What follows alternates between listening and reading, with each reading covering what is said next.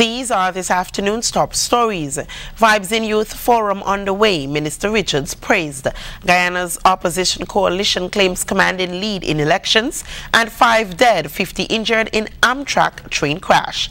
Good afternoon and welcome to ZIZ's Midday Newscast. Today is Wednesday, 13th May 2015. I am JD Gaines.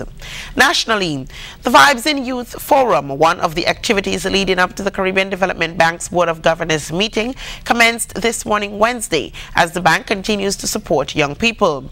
Speaking ahead of the forum, CDB Information Manager Angela Paris said Vibes in has become a critical part of what the CDB does at the annual Board of Governors meeting. She praised the local education, youth and culture minister, the Honorable Sean Richards, for his involvement in the Vibes in activities to date.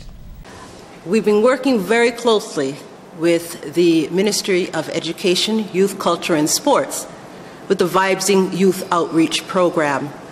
We're very pleased that the Honorable Sean Richards accepted the invitation to partner with the bank with the Vibes in Youth Outreach Program.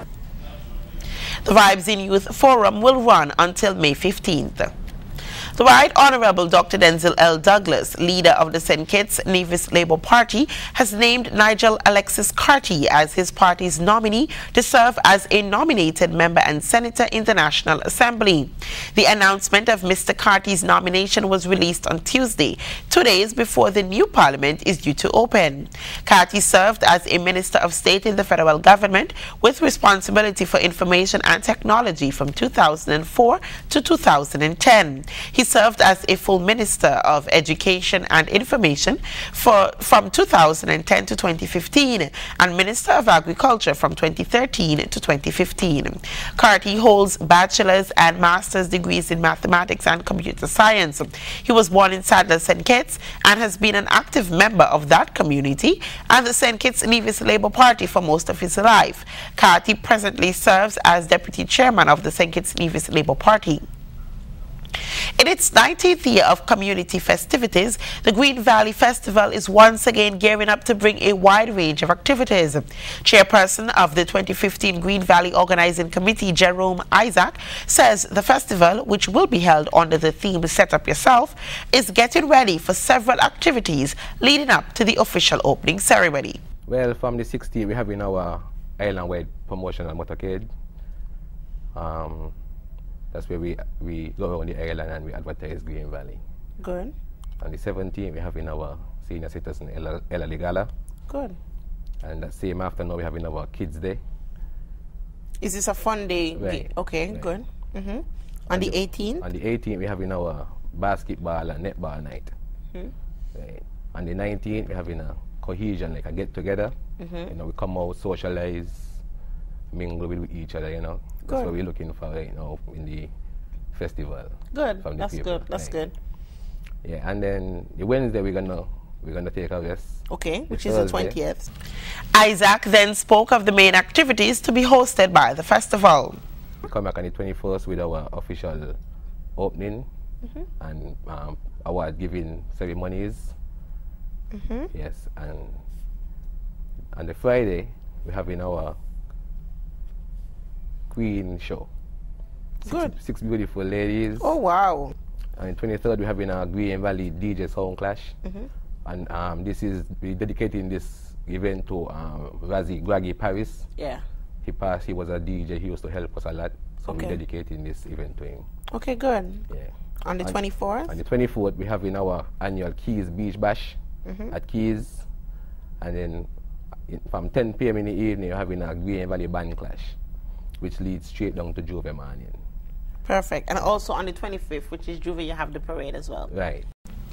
According to Isaac, although the Green Valley area refers to villages between Canada Estate and Lodge Village, the festival, which takes place from May 16th to May 25th, is open to everyone. Regionally, as Guyana awaits the official results of Monday's elections, the opposition coalition has claimed a commanding lead, which will be difficult to beat. Capital News in Guyana has projected that the opposition coalition is on stream to win the country's election. The coalition said they had tallied 2,025 of the statements of polls and as such had won over 182,000 votes, which is 24,000 more than the People's Progressive Party Civic. They said there are still 274 statements of polls to be tallied, but the coalition believes that it will be difficult for the People's Progressive Party Civic to catch up. The coalition said the results show that 88% of the votes are in. A lead which we feel would be difficult to close, even if the statements of polls from the outstanding polling stations are included. The Guyana Elections Commission had indicated that official results should only come from the Commission, but the coalition feels that the statements of polls are public documents and therefore the public ought to know what the latest position is. They, however, urge their supporters to remain calm as the official announcement of the results is awaited. The APNU-AFC coalition, therefore, after careful examination of the results, can be seen to have a commanding lead in the polls. APNU plus AFC continues to urge its supporters to remain calm as the official announcement of the results of the elections is awaited. We're not given these figures to excite that response. We are giving these figures in keeping with our obligations to all of the people who voted in these elections, because these are figures that have been sent to us by our polling agents in each of the polling division that they had been assigned, and these are now figures that have been, or statements that have been posted. The retired brigadier said in 3 strongholds of the People's Progressive Party Civic, Regions 3, 5 and 6, the coalition has made significant inroads, while improving on its 2011 performance in its strongholds of Regions 4 and 10.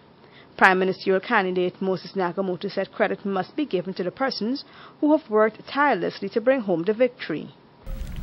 St. Lucia's only detention facility for juvenile offenders continues to be plagued by controversy.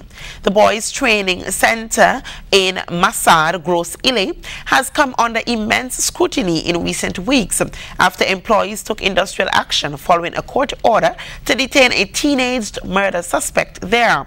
Now the authorities are reportedly taking heed, and HTS News Force got exclusive access to the newly commissioned juvenile detention unit at the Body Lake Correctional Facility, which is expected to house the teen at the center of this role. Teenager on Monday was returned to the Boys Training Center only to be evicted again when employees there fled the compound in fear for their safety. Management and staff at the Boys Training Center maintain, despite ongoing industrial action, the ward's security has not been compromised. The protest has prompted the intervention of the Ministries of National Security and Social Transformation. As reported previously by News Force, the Boys Training Center management is pushing for the establishment of a much-needed juvenile detention unit for minors implicated in capital offenses. HTS News Force has learned of a newly commissioned juvenile detention unit located at the Bordelais Correctional Facility and was granted exclusive access. Clive Jules is the communications officer at the prison. Presently, we are at the new commissioned juvenile center at the Bordelais Correctional Facility. And this place was recently commissioned by Cabinet on Friday, 8th of May, after the controversy with the young juvenile we had at the facility had to be removed, sent to the Boys Training Center. Thereafter, you know the amount of problem that developed as a result of that. Officials at the penal institution say they will ensure the protection and safety of juvenile wards sentenced to serve time at the facility. It was built for a mother and child center, but it has never been used since it has been built. It has just been sitting there. As you could realize, it is separated from the general population. It is properly secluded, and anybody that is here will have no interference with the general population of our inmates. The teen at the center of the controversy is said to be a key suspect in numerous fatal shootings and was reportedly transferred to the new juvenile detention unit at the Bordelais Correctional Facility on Monday. Internationally, An Amtrak train has crashed in the United States, leaving at least 5 people dead and around 50 injured, some critically. A train derailment in the United States has left at least 5 people dead and around 50 injured, some critically. At least 7 carriages came off the tracks in Philadelphia. A witness said one had been bent into an L shape. The Amtrak train had been traveling from Washington heading for New York. Emergency services used ladders to straddle the wreckage and torches to search for survivors. I've been down on the tracks on the scene with my staff. It is an absolute disastrous mess. Never seen anything like this in my life, and most personnel will say that as well. The authorities said 238 passengers and 5 crew members were on board the train. Dozens of people were taken to hospital. Survivors described scenes of panic and chaos. You could feel it off the tracks, and then we just rolled and rolled. And the next thing I knew, we were pushing out the emergency exit. And I was outside, and there were people screaming and bleeding, and we helped them out, and they're okay now. The cause of the crash isn't known. One passenger estimated the train was travelling at about 100 kilometres an hour. The FBI has been quoted as saying there's no evidence of terrorism. The US has had several rail accidents in the past year. Nepal has again been plunged into trauma after the latest fatal earthquake on Tuesday. A mountainous area east of the capital, Kathmandu, is the worst affected, while a search is on for a missing U.S. helicopter with eight crew members. Nepal has again been plunged into trauma after the latest fatal earthquake yesterday. The government says at least 65 people were killed and some 2,000 injured in the 7.3 magnitude tremor, and it's feared the number of victims could rise. Existing relief efforts after April's quake have been complicated.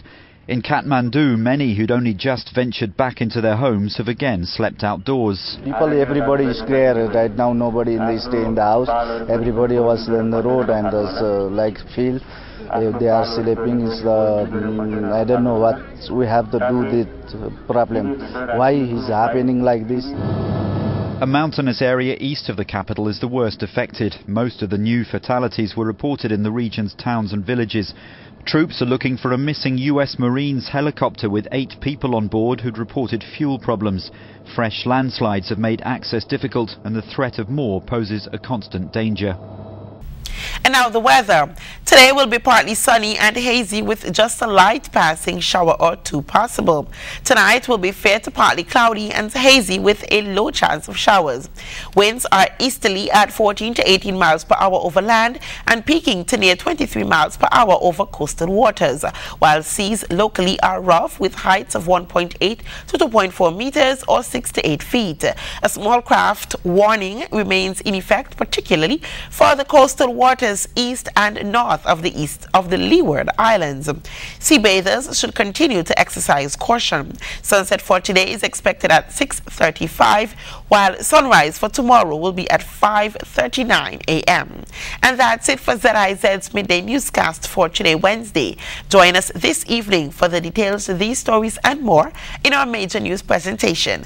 I have been your presenter, JD Gaines. Thanks for joining me. Have a great afternoon.